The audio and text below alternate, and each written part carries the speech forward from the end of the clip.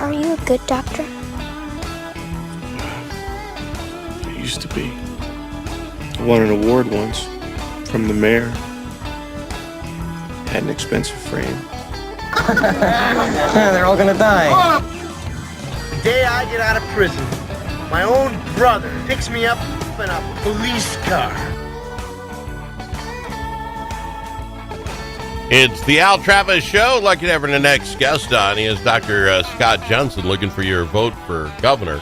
Clean up any problems people are going to have with this. Just so everybody knows, I've known Dr. Jensen. When were you in the Senate, sir? When were you Senator, Senator Jensen? I was elected in 2016, and I was in the Senate for 4 years. All right, so I had you on back when I was doing Between the Lines, the cable show. That's how I met you. All through that way, back in the day when you ran for governor last time, you hired my marketing company to buy some advertising for you years ago. I'm not doing that currently, but I do know you. I want the world to know that I have a relationship with you. And there it is. That's the relationship. You are running for governor again. You're looking to get people to vote for you, and very commendable, by the way. Let me ask you this. If I'm not, it wasn't 100%, but the big thing in 2022 that you were talking about was COVID and how we handled that whole mess and what we did about it. Is that an afterthought now? What's your number one thing now, maybe? Because COVID was back then, right? I think in 2022, the COVID issue, along with the Supreme Court's reversal of the Roe v. Wade, those are probably the two big lightning rod issues. I think the 2026 election will not be about either of those. I think with the COVID, I believe that there was a lot of anger across the nation, a lot of frustration, a lot of fear. And so that did absolutely drive much of the energy in the 2022 campaign. And we feel it even now. I can tell today that anger isn't there as I talk to people regarding their votes, their conversations, their concerns, even fundraising. Absolutely, I can tell that.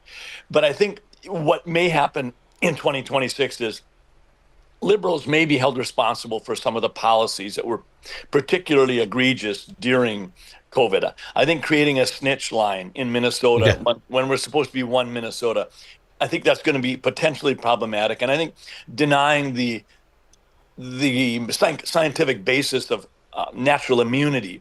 But I think the other policy decisions will not really be as actively discussed as were in 2022. But I think there will be certain things that were done that people say they were overboard. But otherwise, I think we're going to be talking about the cost of living. We're going to be talking about what kind of policies drive inflation upwards.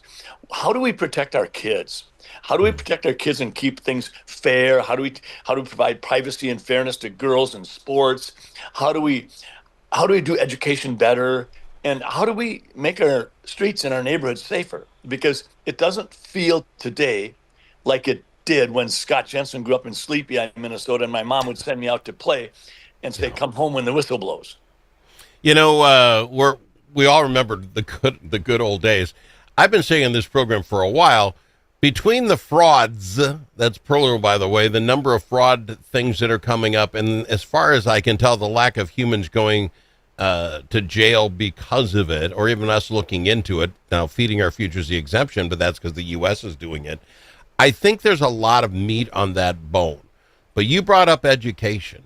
The other thing is, since this governor started, the teacher governor, every metric we take in education is down, with the exception of how much we spend, which is up. Would that not... Are those not two planks of this stool? I get it. We got to feel safer. I agree. And I don't know where the numbers are, but I lock my doors now. Back in the day, you didn't have to do that. We trusted our neighbors. We're not in that place anymore. I agree. Give me the 1, 2, 3 issues that will be the top of the bullet points and all the mailers we'll see from you. Well, there's no question. It'll be about inflation. It'll be about crime, and it'll be about education. But let me get back to your comments on education. I think what we've done is we've seen an exorbitant rise in spending, and yet 50% of kids don't read to the grade level. But I think there's other issues that we haven't even tackled because they're hard issues to tackle. And this is what's wrong, I think, with politics in general. But I think even the Republican Party has to take some responsibility here. specifically, it's hard to decide for kids under the age of 16, how much access should they have to social media? How addictive is it for a 12 or a 14-year-old that spends 2 hours at night, perhaps, in the dark of their bedroom on their phone when their parents can't really even be monitoring their activities? I hear from parents all the time, what can we do? We have this discussion about, should kids have phones in their hands in school while the teacher is talking to them? I mean, these kinds of issues matter, and we need to have parents deeply involved. We need to have teachers deeply involved. This is what's lacking. We don't have a crusading attitude about let's talk about making it better. And we could apply the same logic to crime. Why does it seem like the criminal is always so protected and the victim is frequently victimized by being made to feel shame? And then lastly, when it comes to inflation and cost of living going up, we never used to talk about the price of eggs. But now we talk about the price of eggs, the price of groceries, the price of gas, the price of housing, the price of daycare. And in every one of these, inflation has been driven by wasteful spending, but especially $1 billion of fraud. And when it comes to the fraud, I don't think that the liberals, not once have they been the party that found the fraud, raised it up as an issue, and said we need to do something about it. We are having the Office of the Legislative Auditor find the fraud. We're having the U.S. Attorney find the fraud. We're having the feds involved. That's how this stuff gets caught. That's why people are saying it's way more than what we think it is. This is well in excess of $1 billion. Some people have said it could be 5 to 10% of our budget is fraud. That's horrific. Yeah, it absolutely is. Before we go to break, because I probably started this out all wrong, let's get the background. I mean, I presume folks know Dr. Scott Jensen. You are a doctor. You have a very lovely wife. I'm looking at your website as we speak. You've got kids. Give us who Dr. Jensen is. Well, there's a movie called It's a Wonderful Life with Jimmy Stewart, and I oftentimes think that's me, at least until I got into politics. I've had a wonderful life. I grew up in Sleepy Eye, Minnesota. I'm a native of Minnesotan for my entire lifetime. My wife, Mary, and I have been married 47 years. She's the best thing that ever happened to me. I have 3 wonderful children. I adore them. I have 7 grandchildren. I think growing up in Sleepy Eye was just an absolutely wonderful blessing for me. Mom would send me out to play, come home when the whistle blows, come home when the street lights turn on. For me, I've been a family doctor for 40 years, and I take the chaos of what happens in the office, what happens to a patient's life. They come in with this concern, this symptom, this and that. We do a physical exam, we do laboratory work, we do imaging tests. And from that combination of data and the frustration and the fear that the patient brings to the table, the patient and I sit down and try to put together a plan. And it appears that what you're suffering is gallbladder issues or such and such. And out of the chaos, we try to create some order. And that's been my life. I've never been employed by a nonprofit that says, here, we'll give you a big 6-figure salary and, sit around a desk and have lunch and this kind of. I do the work every day of trying to create chaos out of a patient situation. And what a blessing it's been for me. I'm 70 years old. My wife asked me about retirement, and I told her, let's talk about when I turn 80. Fair enough. To lead into the break, then we'll be back with more. Lots more to talk about with Dr. Scott Jensen, who wants to get your vote for governor. Do you have an idea, a thought on will you be running against Governor Walz again? Or do you think he says no and will find someone else you'll be running against? Do you have any thoughts on that when we go to break? I think that previously I just assumed that Tim Walz was running, but what I hear lately, it's a possibility that he won't. So regardless of who I'm running against, I think the issue is the hard left liberal policies have caused an awful lot of thoughtful, centrist Democrats and independents to feel like, I don't belong to you anymore. I think farmers don't belong to the hard liberals anymore. Unions don't belong. And even teachers are starting to wonder. So whoever I run against, I think it's going to be just fine for Minnesota. We're going to have a hard, robust conversation. Fair enough. We'll go to break. We'll be back after this with more from Dr. Scott Jensen on The Al Travis Show. Think about it. A famous politician once said, "You're entitled to your opinion, but you are not entitled to your own facts." But in a world full of AI and fake news, where can Minnesotans find the facts? Center of the American Experiment is Minnesota's go-to source for fact-based analysis and common sense solutions for taxes, energy, public safety, and our kids' education. Visit AmericanExperiment.org for more information. Think About It is brought to you by Center of the American Experiment, Minnesota's think tank. Everybody knows you have to have a guy in the auto repair business. If you want a car, you need to know Paul. Paul owns Jay's Auto Shop. I don't know. Ask him. Jay's Auto Shop's locally and veteran-owned. Paul's your guy in the car business. He'll fix just what needs fixing, make sure it's done right, and at a fair price. You want to know your car's being taken care of, take it to Paul at Jay's Auto Shop. 202 North Main Street, Blue Earth, 507-525-1052. 507-525-1052.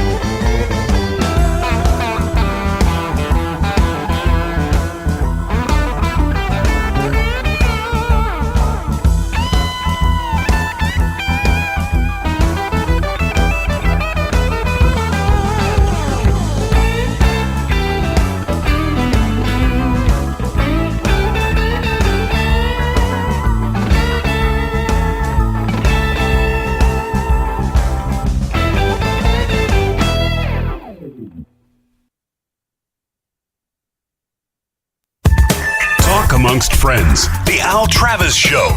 Nothing but talk. We've got him, Dr. Scott Jensen, on the program. He wants your vote for governor. Sir, just so this isn't all softballs for you, can we talk a little bit about the party that, I'm sorry, we're in Minnesota. If we don't have a robust Republican Party helping you out, it's going to be a very tough uphill climb. And the current Republican Party seems to be, shambles is such an easy word, but basically somebody from the party paid some guy who's got a website that, rips on podcasts that rips Republicans. What are we doing? New guy gets in. He's got an executive director helper person. She's gone. Why is she gone? We're going to discuss that another time as we decide where we're heading. Fundraising, I hear, is really next to nothing for them. Can a Dr. Scott Jensen, can anybody in Minnesota do this without some sort of help from the party itself?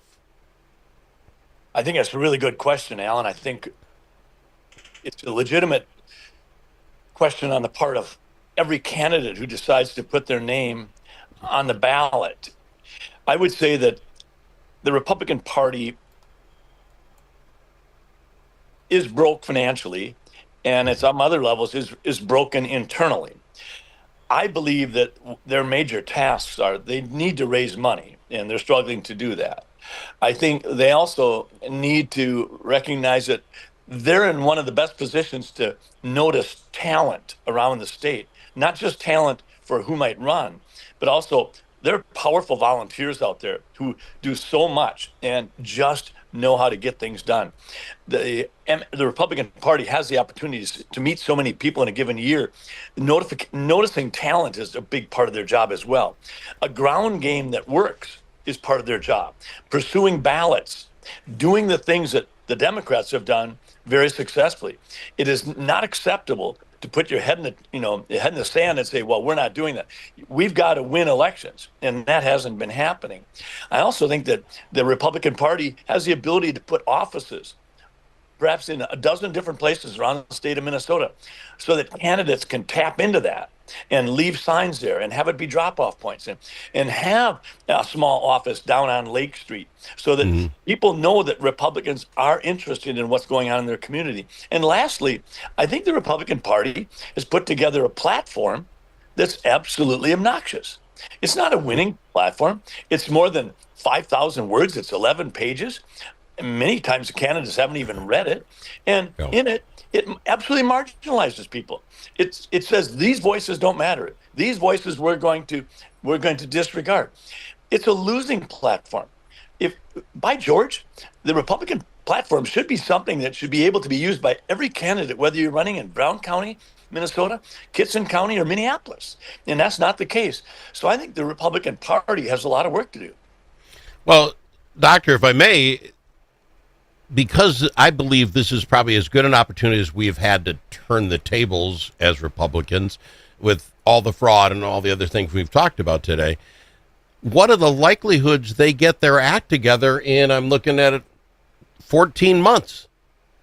You know what I'm saying? Is it you doing this on your own? I mean, and everybody out there who's going to run doing it on their own, basically, because how are they going to change all that stuff you just said in 14 months? I think every candidate will have to recognize that in large part, they will be doing it on their own. There will be some moral support that MNGOP can provide. There'll be some expertise if they could go out and put together a network of office available spaces so people can use that, particularly statewide candidates. I think those kind of things. But the likelihood that MNGOP is going to generate dollars to give out to candidates and help in that regard is small.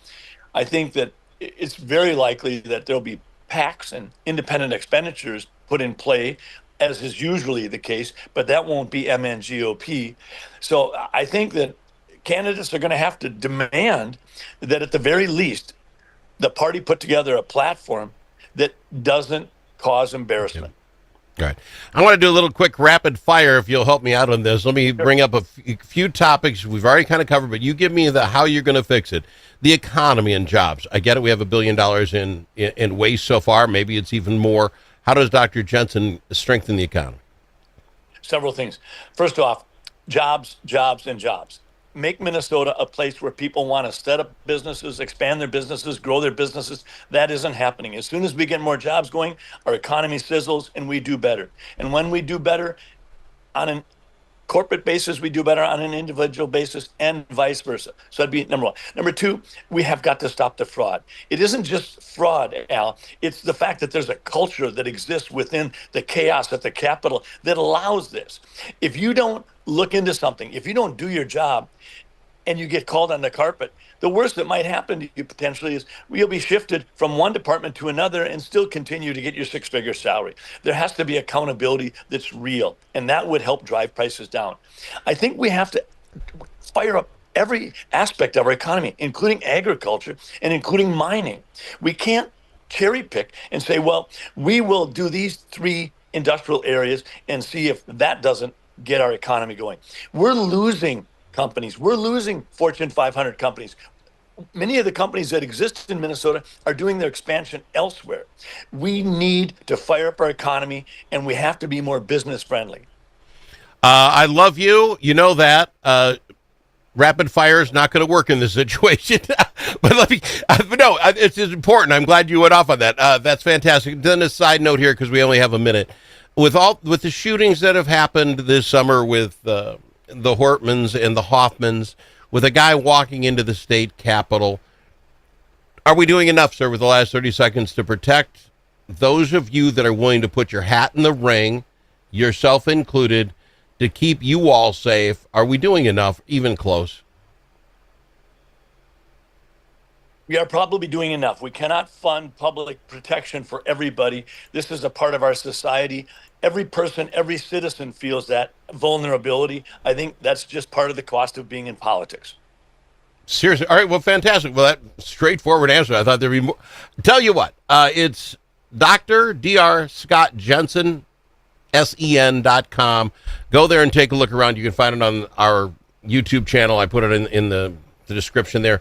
Doctor, thank you for coming on the show, being a part of it. I appreciate you very much, and I'm thankful folks like you are still willing to put your hat in the ring. Thank you, Al. Thanks. All right, he's Dr. Scott Jensen on the Al Travis Show.